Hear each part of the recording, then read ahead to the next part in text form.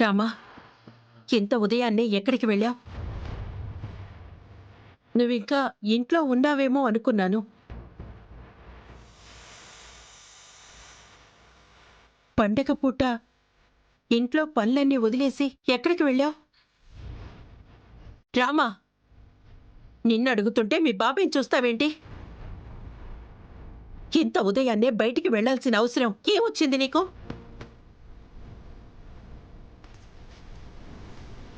గుడికెళ్ళిందంట వదినా. పొలానికి మోటార్ వేయడానికి వెళ్ళొస్తుంటే గుడి దగ్గర కనిపించింది, తీసుకొచ్చాను. అదేంటి రామలక్ష్మి, ఒక మాట నాతో చెప్పుంటే నేను వచ్చేదాన్ని కదా. అయినా నువ్వేంటే, అందరం కలిసే గుడికి వెళ్ళేవాళ్ళం కదా. దేనికైనా అందరూ కలిసే వెళ్తాం. అలాంటిది నువ్వొక్కదానివే వెళ్ళటమేంటి? ఇదెప్పటినుంచి నేర్చుకుంటున్నావు? ఆలస్యం అయితే రద్దీగా ఉండి దేవుడి దర్శనం సరిగ్గా అవ్వదని వెళ్ళిందంటలే వదినా. అయినా గుడికే కదా వెళ్ళింది, వదిలే వదినా. ఒంటరితనం అలవాటవ్వకూడదయ్యా. అది మనుషులకి, మన వాళ్ళకి దూరం చేస్తుంది.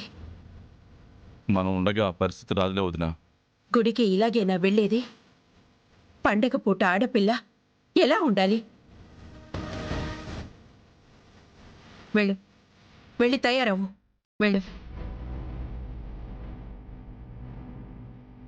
రామలక్ష్మి, వెళ్ళు. అమ్మ చెప్తుంది కదా, వెళ్ళి రెడీ అవ్వు.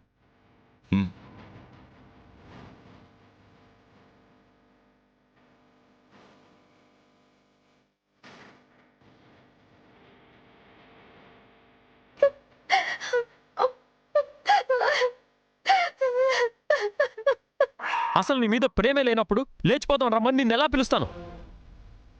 నువ్వంతగా ప్రేమిస్తుంటే నిన్ను ప్రేమించలేక ఆ మాట చెప్తే నీ చదువు ఎక్కడ డిస్టర్బ్ అవుతుందో, నువ్వు ఏమైపోతావన్న భయంతోనే నటించాల్సి వచ్చింది.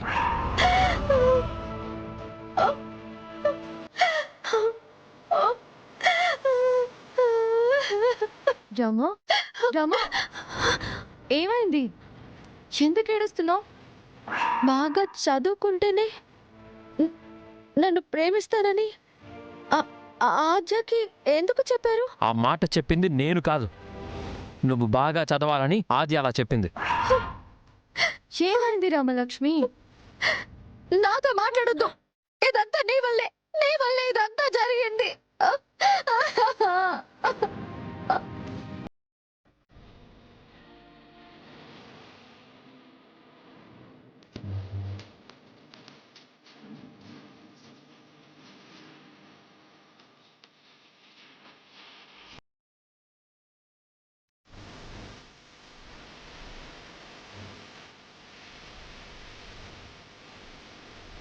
ఏంటి అరుపులు లేవు, ఆర్తనాదాలు లేవు.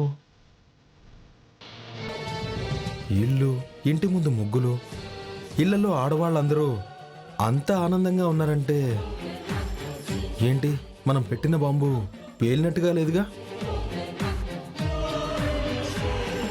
అంటే మన ప్లాన్ ఫెయిల్ అయిందంటావా? అదే నాకు అర్థం కావట్లేదు. రామలక్ష్మి, శౌర్య ఇద్దరు లేచిపోతున్నారని ఆ రఘురామ్కి తెలిసాక కూడా ఊరింత ప్రశాంతంగా ఉంటుందా? ఈ పాటికి గోలగోల అయిపోతుంది కదా. జనాలు గుంపులుగా చేరి మాట్లాడుకోవాలి కదా. ఆ రఘురామ్ గారికి ఆ విషయం తెలిసినా పరువు పోతుందని బయటికి రానివ్వలేదంటావా?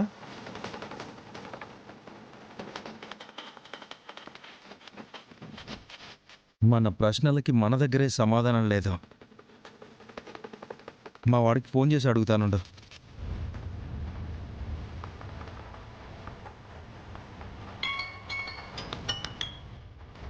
హలో, ఇయరా, ఏమైంది? రఘురామ్ గారి కూతురు లేచిపోవాలని చూసిందని ఊరంతా అల్లకల్లోలం అయిపోవాలి కదా. మీరు అనుకున్నట్టు ఇక్కడేం జరగలేదురా. అదేంటి, ఆ రఘురామ్ రాలేదా? వాళ్ళని చూడలేదా? అసలు గొడవ జరగలేదా? రఘురాం రాలేదు, వాళ్ళ తమ్ముడు శివరాం వచ్చాడు. శివరాం వచ్చాడా? ముందుగా మనం అనుకున్నట్టే శివరాం రావడం ఆ కోచ్గాడి మీద అగ్నిపర్వతంలో బద్దలయ్యాడురా. కానీ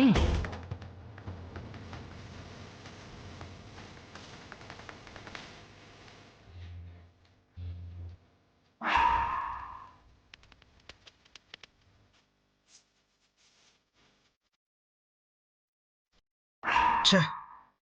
ఆ రఘురాం వస్తాడో, కూతురు చేసిన పనికి 10 మందిలో పరువు పోయి ప్రాణాలు తీసుకుంటాడనుకుంటే ఇలా జరిగిందేంట్రా? అసలు ఈ శివరంగాడు ఎందుకొచ్చాడు? అసలు ఆ రఘురాం గారికి విషయం తెలుసా లేదా? రఘురాంకి చెప్పకుండా శివరాం వచ్చినట్టున్నాడు. మొత్తం మీద మన ప్లాన్ అయితే ఫెయిల్ అయిందిరా. ఛే!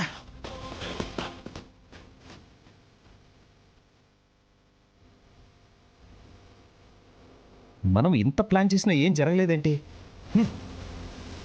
ఈ దెబ్బతో ఆ శౌర్యగాడు నాకు అడ్డు లేకుండా పోతాడనుకున్నాను. ప్లాన్ అంతా నాశనం అయిపోయింది.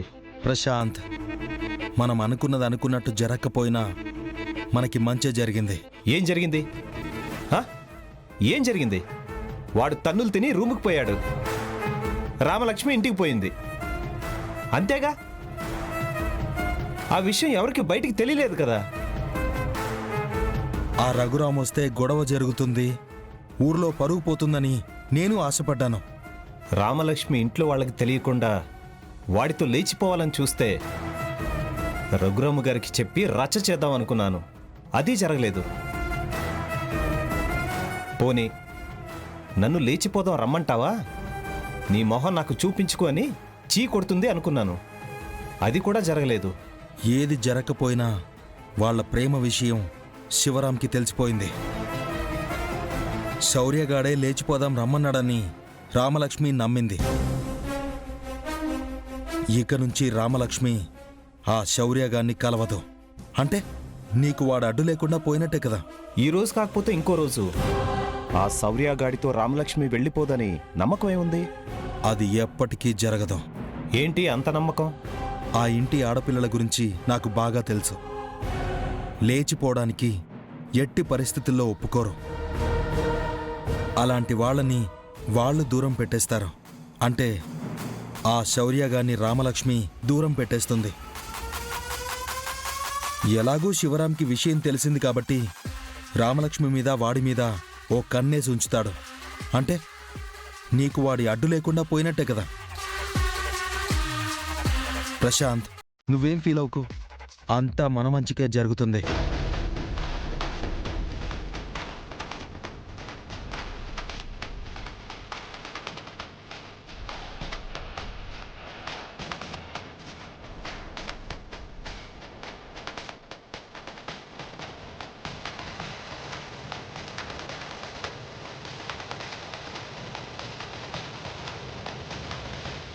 జానకి, జానకి, ఏంటండి?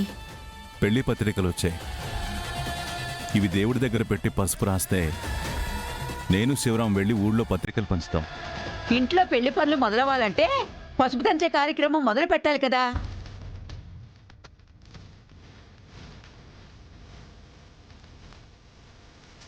పద్మ, ముత్తైదులు పిలవండి, పసుపు దంచుతారు. అలాగేనమ్మా. పసుపు దంచాక ఆ పసుపు పెళ్లి పత్రికలకి రాసి అప్పుడు ఇవ్వడం మొదలు పెడతారు గాని. సరే అమ్మా, త్వరగా పిలవాల్సిన వాళ్ళని పిలిచి ఆ ఏర్పాట్లు ఏవో చూడండి. అలాగే.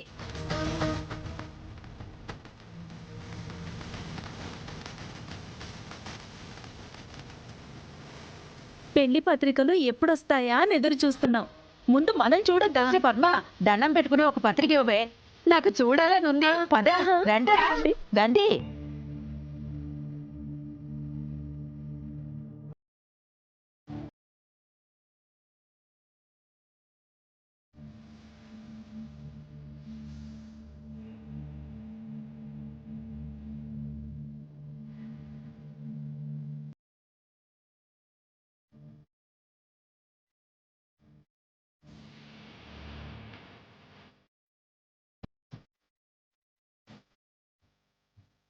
వదినా, అత్తయ్య ఎలా ఉంది వదినా?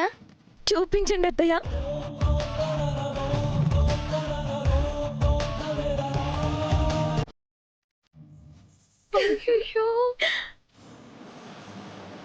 పెళ్లి పత్రికల్లోనే ఇంత చక్కగా ఉన్నారు, పెళ్ళైతే ఇంకెంత బాగుంటారో. అమ్మా చూడవే, చూడు. ఇటీ.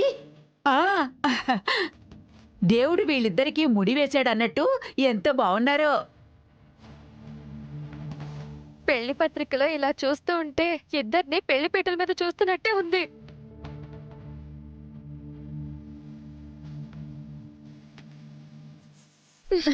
చూడరా. చూడరా, చూడు, బాగుందా? బాగుందక్క. మీరు చూడండి, చూడండి. చూడాలనుకున్నవి చూడలేనప్పుడు చూసి బాధపడడం తప్ప ప్రయోజనం ఏముంటుందిలే.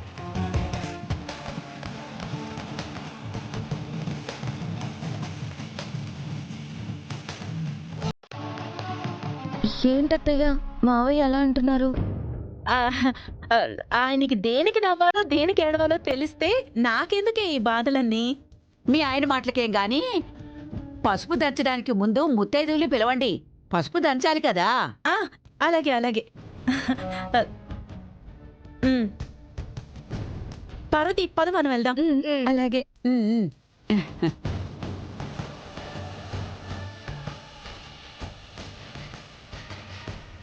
అదేంటే అలా చూస్తూ ఉన్నావు? దేవుడి దగ్గర పెట్టు.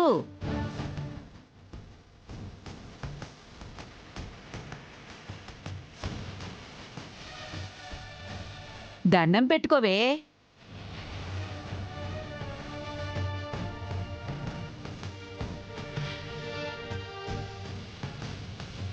స్వామి, ఎవరేమనుకున్నా, ఎవరెన్ని బాధల్లో ఉన్నా ఈ పెళ్లి మాత్రం నిర్విఘ్నంగా జరిగేటట్టు చూడు స్వామి.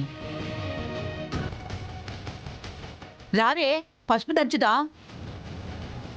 నిలబడ్డామే, రా.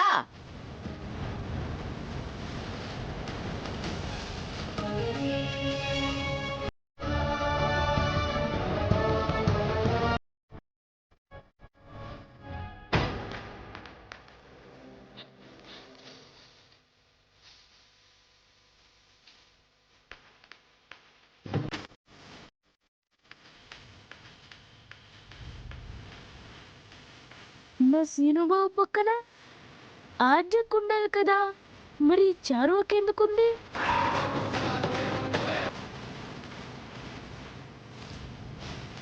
చెప్తా.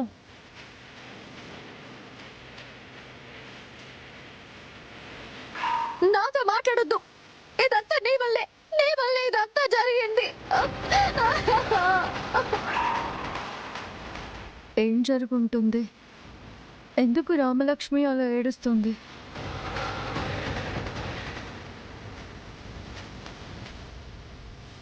అక్క, బిటు, ఏమైంది? పెళ్లి పత్రికలు వచ్చేసాయి. అయితే పెళ్లి పనులు మొదలయ్యాయి అన్నమాట.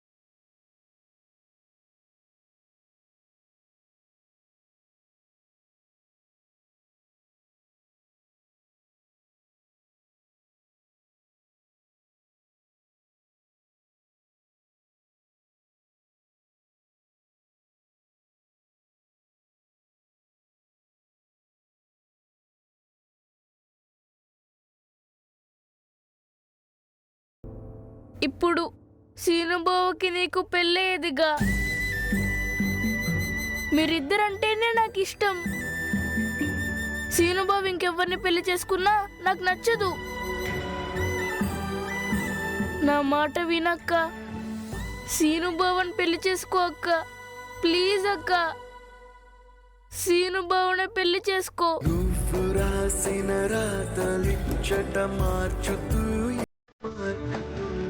నేలపైన పింతలన్నీ నింగి కన్నుతో చూడ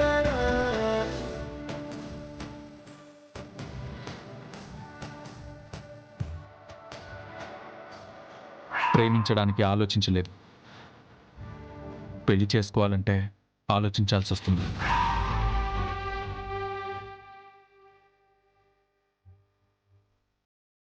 ఏంటి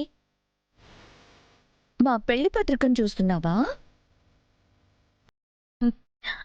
బావని నువ్వు కాదనుకున్నావు, బావ నన్ను కావాలనుకున్నాడు. చూసావా, అప్పుడే పెళ్లి పత్రికల వరకు వచ్చేసింది.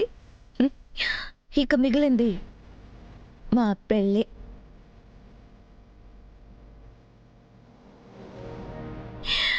మా పత్రికలో మా ఫోటోలు చూసావుగా, ఎలా ఉన్నాయి?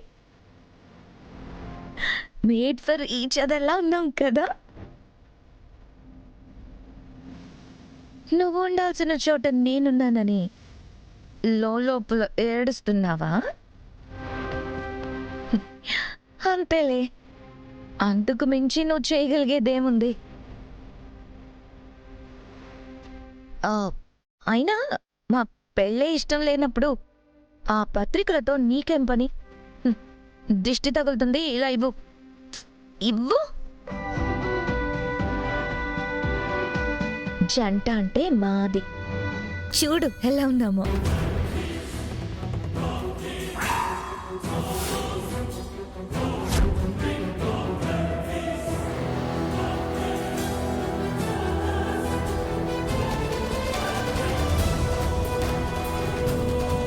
ఏంటి, నా ఫోటో తీసేసి నీ ఫోటో అతికించుకున్నావా?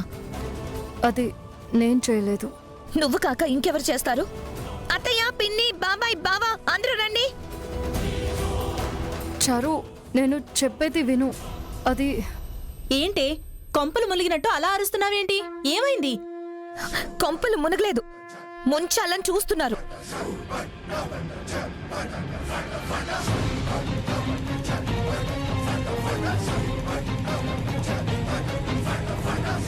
శ్రీను బాబుతో పెళ్ళొద్దని తనే చెప్పి నా ఫోటో తీసి తన ఫోటోని ఎలా అంటించుకుందో చూడండి.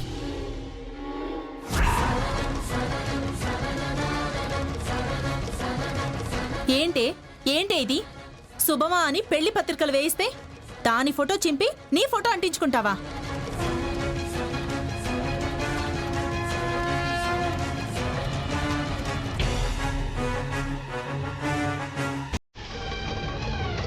నిజంగా ఆ ఫోటో నేను అతికించలేదు.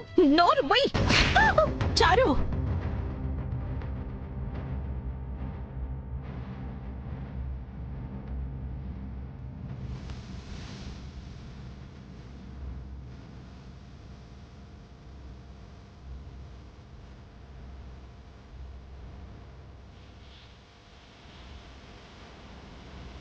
నువ్వు కాకపోతే ఎవరంటిస్తారు? నీకు తప్ప ఆ అవసరం ఎవరికుంది? నీకు బాధగా ఉంటుందని నాకు తెలిసిపడ్డమ్మా, కానీ ఈ ఆద్య చేసిన పని చూడండి. శ్రీను బాబుని వద్దంది తనే కదా, అలాంటప్పుడు మళ్ళీ ఈ పనులన్నీ ఏంటి? ఆ రోజు బాబుకి నాకు పెళ్ళనుకుంటే అడ్డం పడింది తనే. ప్రేమంది, పెళ్ళంది. సరే, నా రాత ఇంతే కాబోలు అనుకుని ఊరుకున్నాను. కానీ ఆ దేవుడు రాసిన రాత వేరుగా ఉంది కాబట్టి వద్దనుకున్న నాతోనే పెళ్లి కుదిరింది.